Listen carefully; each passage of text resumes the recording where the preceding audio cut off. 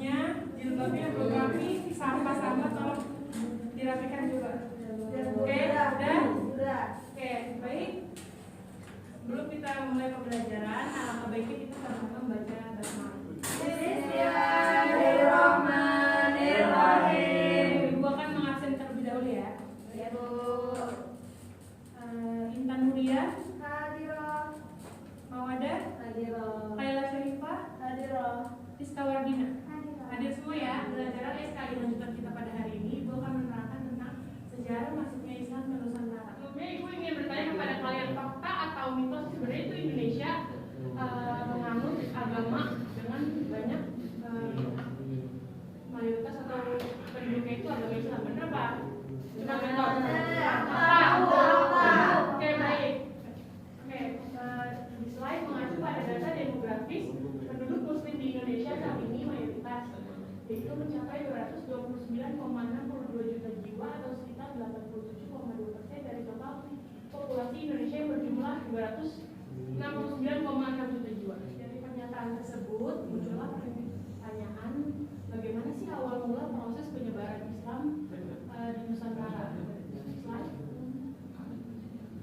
Oke, materi pembelajaran yang akan kita bahas atau kita dalami pada hari ini yaitu ada dua. Yang pertama teori masuknya Islam ke Nusantara dan kedua ada cara dan jalur penyebarannya. Baik, yang pertama ada teori Mekah atau Arab yang menyatakan bahwa proses masuknya Islam di Indonesia berlangsung saat abad ke-7. Islam dibawa para musafir Arab yang memiliki semangat untuk menyebarkan Islam ke seluruh belahan dunia. Next slide. Baik, bukti-bukti yang memperkuat. Yang pertama, pada abad ke-7 tahun 674 di pantai barat Sumatera sudah terdapat perkampungan Islam atau Arab. Yang kedua, adanya penggunaan gelar amali pada raja-raja di kerajaan Samudra Pasai. Yang kedua, ada teori bujaran yang menyatakan bahwa agama Islam masuk ke Indonesia yaitu dibawa oleh orang yang sudah lama tinggal di Gujarat atau India. Menurut mereka, Islam masuk ke Indonesia sejak awal abad ke-13 Masehi. Bukti-bukti yang memperkuat yaitu yang pertama adanya batu nisan Sultan Samudra Pasai atau Malik Samudra Pasai Malik Al-Saleh tahun 1297 dan batu nisan Syekh Maulana Malik Ibrahim di Gresik memiliki kesamaan dengan batu nisan yang berada di Kambay. Yang kedua, hal ini juga bersumber dari keterangan Marco Polo dari Venesia atau Italia pernah singgah di Perlak tahun 1292. Baik, kemudian teori Persia, tolong Intan baca. Kemudian ada teori Persia menyatakan bahwa Islam yang masuk di Indonesia pada abad ke-7 Masehi adalah Islam yang membawakan kaum Syiah Persia. Bukti yang memperkuat. Kemudian bukti yang memperkuat yang pertama ada kesamaan ajaran Sufi. Kemudian yang kedua menggunakan istilah Persia untuk memeja huruf Arab. Yang ketiga ada kesamaan seni kaligrafi pada beberapa batu nisan. Baik, terima kasih. Oke, selanjutnya. Nah, yang kedua ada cara penyebaran agama Islam di Nusantara. Yang pertama ada jalur perdagangan, perkawinan, pendidikan, dan kesenian. Nah, Ibu minta untuk kalian dari samping depan dan belakang, tolong yang depan perdagangan dan jalur perkawinan, yang belakang pendidikan dan kesenian. Dicari apa? Seperti apa sih jalur penyebarannya itu? Oke, sudah paham? Ibu kasih 15 menit ya waktunya.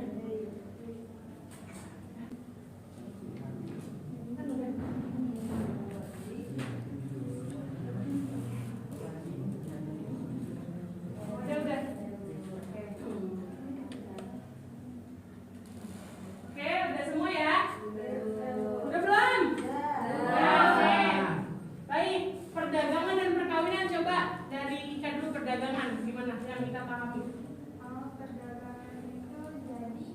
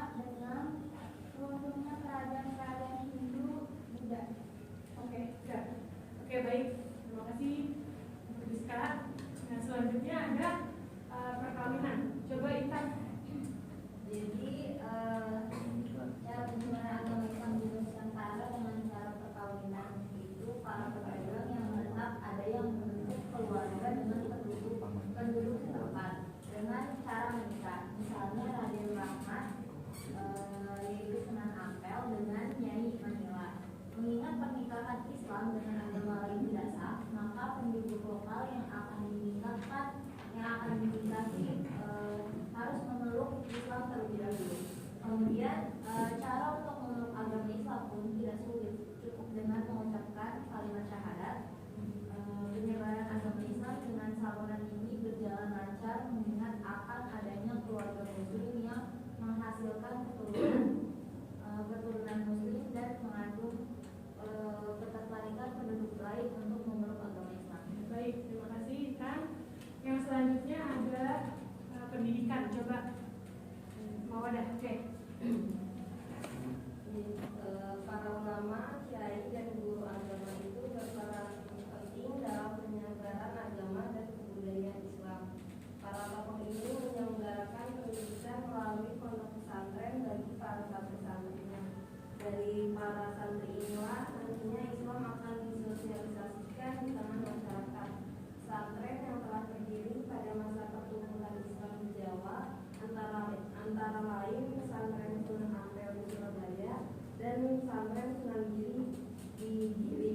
Pada saat itu terdapat berbagai kiai dan ulama yang dijadikan guru agama atau penasihat agama di kerajaan-kerajaan, yaitu adalah Guru Maulana Yusuf di kerajaan Banten. Ya, baik, terima kasih Mawadah. Dan yang cara penyebaran agama Islam di Nusantara yang terakhir yaitu ada kesenian. Coba Kak. Kesenian. Saluran seni yang paling terkenal adalah pertunjukan wayang dan musik. Sunan Kalijaga merupakan salah satu wali yang aktif menyebarkan Islam dengan menggunakan sarana wayang. Cerita wayang diambil dari kisah Mahabharata dan Ramayana. Tetapi oleh Sunan Kalijaga diambil tokoh-tokoh dari pahlawan Islam. Contoh lainnya antara lain gamelan oleh Sunan Derajat serta ganding atau lagu-lagu yang berisi syair-syair nasihat dan dasar-dasar Islam. Ya, baik. Oke, jadi itu yang kalian tadi sudah jelaskan adalah cara penyebaran agama Islam di Nusantara. Ada perdagangan, perkawinan, pendidikan, dan kesenian. Oke, next slide. Baik, di sini apakah masih ada yang kurang paham atau ada yang mau menanggapi dari penjelasan tadi? Oke, jadi Ibu mau coba mengulang apa sejarah masuk Islam di Nusantara. Tadi yang kedua ada pertama ada teori, yang kedua ada cara atau jalur penyebarannya. Yang pertama teori apa aja? Teori Arab, bilang teori Arab, sejarah, Persia. Yang kedua ya cara dan jalur penyebarannya. Yang pertama melalui jalur perdagangan, pendidikan, dan kesenian. Oke, baik. Coba Kaila ulang. Sejarah masuknya Islam ke Nusantara ini ada 3 teori. Yang pertama teori Arab, yang kedua teori sejarah, dan teori Persia. Kemudian cara dan jalur penyebarannya. Penyebarannya melalui perkawinan, perdagangan, pendidikan. Baik, Ibu akan menutup dengan kesimpulan yang akan Ibu bacakan. Sejarah masuknya Islam ke Nusantara telah menjadi subjek perdebatan yang panjang di kalangan para sejarawan. Berbagai teori telah diajukan untuk menjelaskan proses penyebaran agama Islam di wilayah ini. 3 teori yang paling terkenal adalah teori Gujarat, Persia, dan Mekah atau Arab. Kesimpulannya, masuknya Islam ke Nusantara adalah hasil dari berbagai faktor, termasuk perdagangan, perkawinan, pendidikan, dan seni budaya. Meskipun terdapat berbagai teori yang mencoba menjelaskan proses tersebut, kenyataannya proses Islamisasi di Indonesia adalah hasil dari interaksi kompleks antara berbagai faktor dan dinamika historis yang melibatkan berbagai kelompok masyarakat dan budaya. Nah, baik, untuk tugas individu di rumah, Ibu mau kalian membaca dan ada soal 5 di situ halaman 25. Kalau kalian kerjakan ya. Baik, Bu. Next slide. Nah, baca juga LKS halaman 30 tentang Wali Songo. Minggu depan kita akan membahas tentang Wali Songo ini. Oke, bisa dimengerti? Ibu kira cukup? Baik, kita sama-sama membaca doa. Bapak